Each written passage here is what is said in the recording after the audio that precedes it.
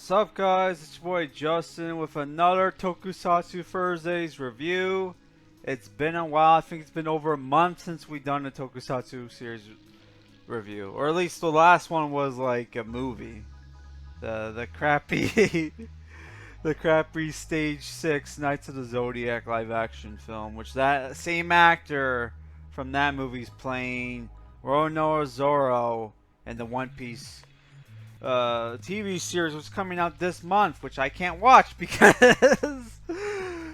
my family's Netflix account got nuked because we were sharing it with other relatives. It's like, god damn it. Oh my god, it's like not that I wanted the Netflix account for the One Piece show, because that show looks terrible, but you know, there were other Netflix shows I wanted to watch, okay, that I never got around to. Like some of the Fate Stay series.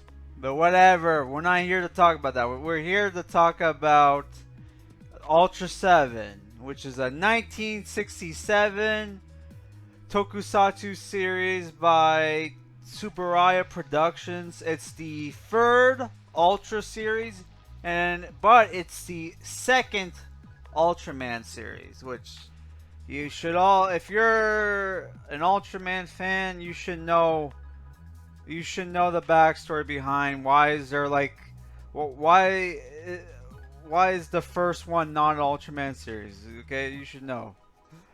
So this show had 49 episodes.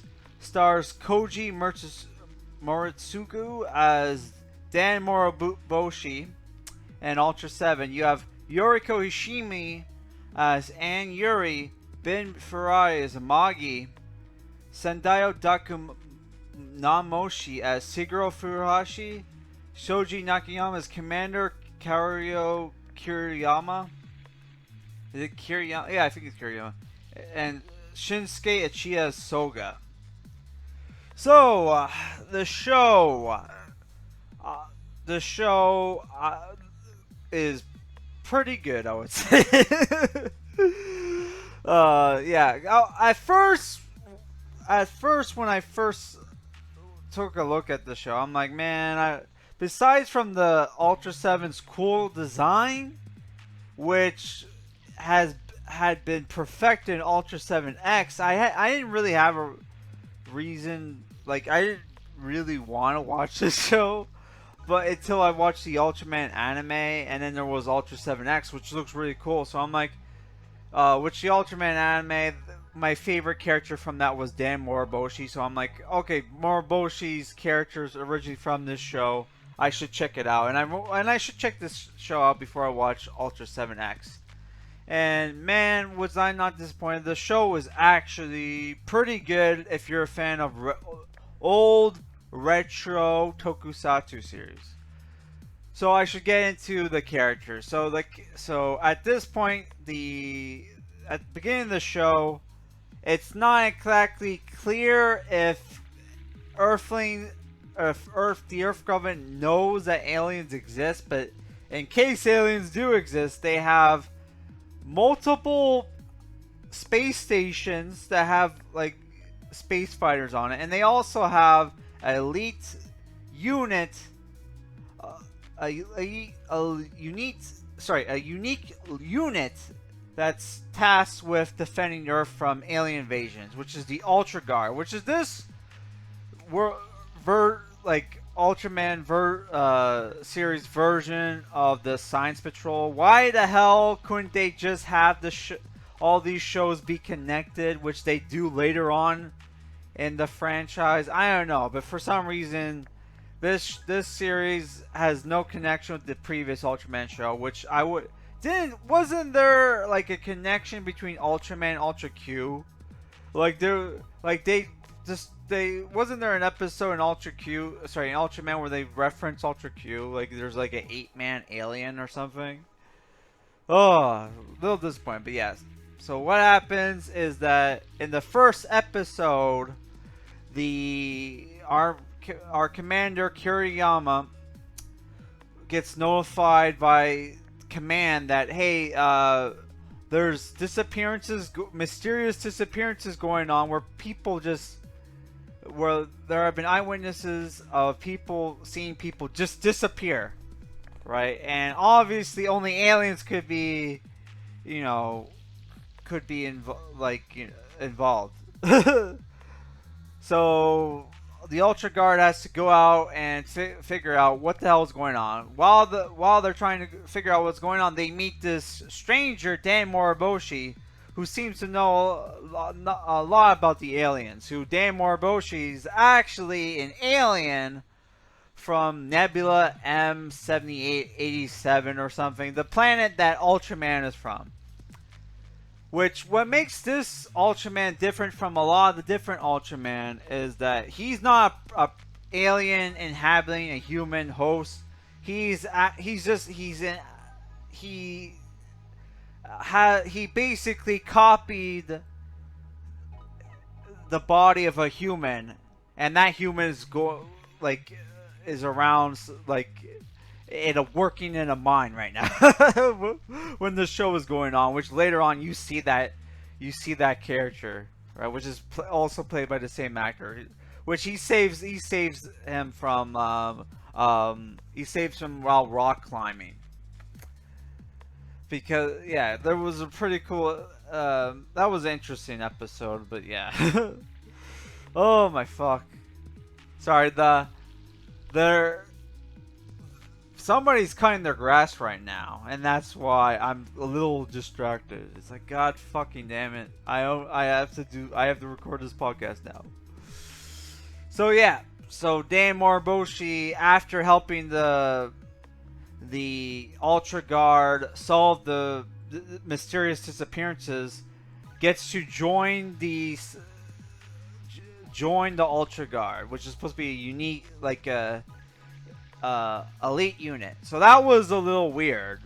But besides from transforming into Ultraseven, which Ultraseven's abilities are pretty cool, because not only does he has a cool boomerang knife weapon that he uses to slice up fucking kaiju and aliens alike, he also has the ability to change his size, so he can become either 50 foot tall, or he can become the size of a bean. Like, he could go super small. And there's a point where he actually shrinks to go inside somebody's body to fight like an alien parasite, which was pretty cool.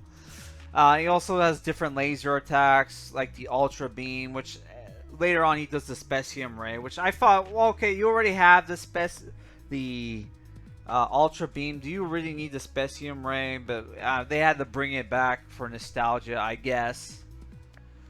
And what also another cool thing about Dan is that he has 3 monsters that he has in capsules that he can summon to fight for him, right? Which he does in the very first episode.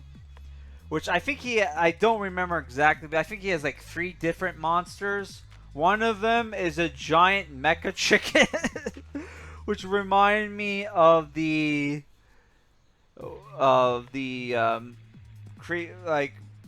Mecha Ultra Chicken from that Adult Swim show, Aqua Teen Hunger Force.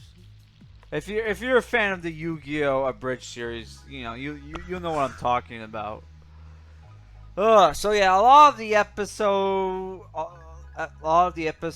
are our characters solving mysteries, foiling up alien invasions, while a cool action scene happens at the end of the show. That's like at almost every episode.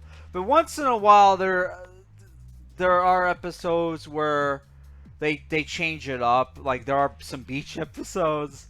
There are some like more horror-esque episodes. There's some cool spy thriller episodes where they were obviously going more for like a James Bond 007 feel. Those episodes were pretty cool, and there were also episodes where they have to find the traitors in their midst, because the aliens start using like human operatives, right? And there are lots of foreign actors in the show. Which there's some episodes where it has like some cop thriller, where it felt like a cop thriller mystery. Like the, there was an episode, I swear to God, it reminded me of The Hidden, which is a gritty 80s science fiction movie with Kyle MacLachlan from Twin Peaks, where alien parasites are turning people into homicidal maniacs. Which there's an episode of X-Files where they ripped off that movie. They did that idea first in Ultraseven. I couldn't believe that. Which is also an episode where they use like toys to brainwash kids into becoming like child soldiers. Well, which like reminded me of an episode from Hyper Agent Gridman, which that shouldn't be surprising since Hyper Agent Gridman is also a Tsuburaya show. So yeah, lots of cool like variety of the like episode varieties, and there's also some reoccurring side characters, which like some of the different staff officers and a friend of Commander Kuriyama, who is like an ace pilot who works on one of the space stations, V3, who's in like 3 or 4 episodes, and he was in the climax of the two-parter climax, which honestly I did not like the two-parter climax. Which I'll just go in my likes and dislikes, but first I gotta mention a fun fact about this show, that apparently episode 12 from Another Planet with Love was banned because apparently there were some political messages in that episode where they were like, where I guess they were doing a thing on the victims of the atomic bombs, which I think, I'm pretty sure they had that episode in the Blu-ray that I watched, but since there was like 49 episodes, I'm pretty sure I watched all 49 episodes, so that might have been banned from the English dub, because there was a really crappy English dub for the show, which the Blu-ray didn't come with, I think. Because I read online that there was an English dub back in the day called the Sinar dub, which I have no idea what the fuck that is. Maybe that was like a 70s and 80s thing, because there was a thing where where Giant Robo and other like Tokusatsu shows were brought over to America and dubbed, so this might have been one of the shows. But yeah, so I'll just go with my likes and dislikes for Ultraseven. Cool design, huge cast, better production values, gory fights. Like I said, Ultraseven, just like in the anime. Though in the anime he didn't have in the anime he had a katana. Here he just has his boomerang fin that's always on his helmet that he can take off. He like slices off the heads and arms of fucking monsters. It's like, holy fuck. There's cameos from actors from Godzilla movies and like actors from the first Ultraman show. Like lots of episode variety, reoccurring side characters, and there were some arcs, but not a lot. So dislikes. Some of the costumes for the kaiju were pretty bad, and there was like this one episode where they fought a giant robot, and he has like a clock face, and there's clockwork behind the clock face, and at some certain shots you could see the stunt actor or whoever's in the costume, you could see his face in certain shots. There's some amateur filmmaking with the green screens and whatnot. You can see like the seams for the sets for when the giants are fighting. Ultraseven's weakness inconsistent. Well, later on the show, they give Ultraseven a weakness to cold when there's an episode in Hokkaido where Ultraseven, where Dan's just running around in Hokkaido, and he's not bothered by the cold at all. But then there's other episodes where they introduce like, oh yeah, he's actually has a weakness to cold. They constantly change Anne's hair, which Anne is the you know, female member of the team who's like the medic. And the climax, the two-parter climax was really weak. I'm sorry, it was.